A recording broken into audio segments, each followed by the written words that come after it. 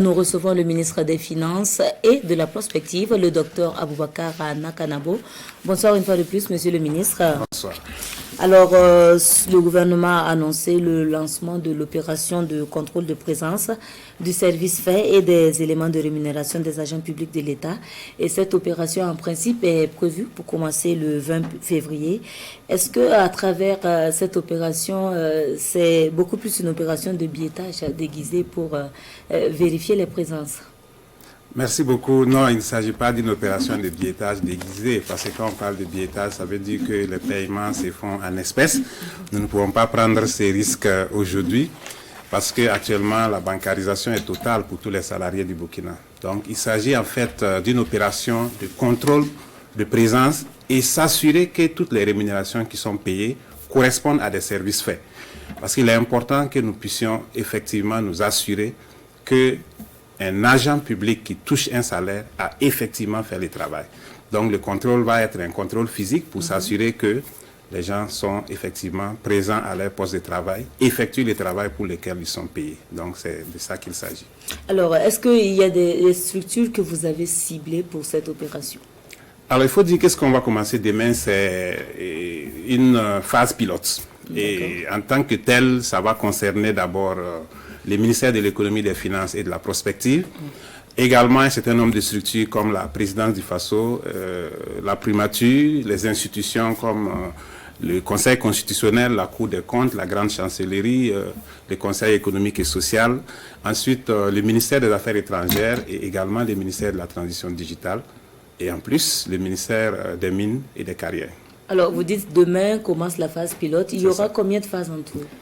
Il y a 3 phases. La phase pilote donc commence demain et finit donc, je crois, le 5 mars.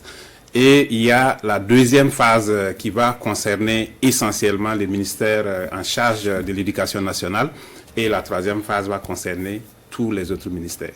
Et de façon concrète, comment est-ce que cette opération va se dérouler?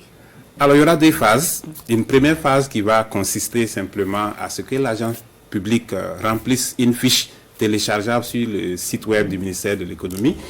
Et il se présente donc aux agents qui vont faire l'enrôlement. Et à ce moment, on va s'assurer que toutes les informations sont correctes.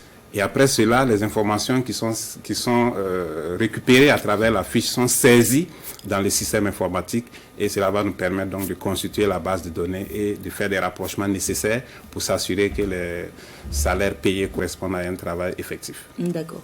Alors, il y a des zones qui ont été délaissées par des agents publics pour cause d'insécurité. Oui. Alors, quel sera le sort de ces agents? Est-ce qu'il y aura des mesures d'indulgence ou comment est-ce que vous allez procéder? Alors, ce que nous avons prévu, c'est de limiter les actions au niveau des chefs-lieux de région.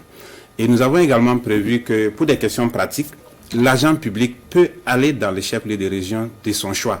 Vous pouvez être d'une région donnée, mais vous pouvez peut-être être plus proche d'un autre chef-lieu de région. Par exemple, quand vous prenez un agent public qui est à Kombisiri, le chef-lieu de région, c'est à Manga. C'est plus loin que s'il venait à Ouaga, par exemple. Donc, il peut faire ce choix de venir à Ouaga se faire enrôler.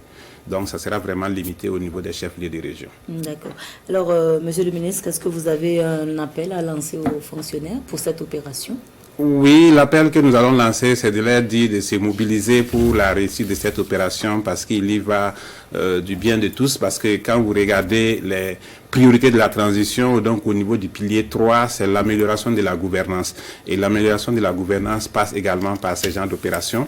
Donc nous invitons tous les agents publics à télécharger la fiche sur le site web du ministère www.finance.gov.bf et remplir la fiche et se présenter donc aux agents enrôleurs. D'accord.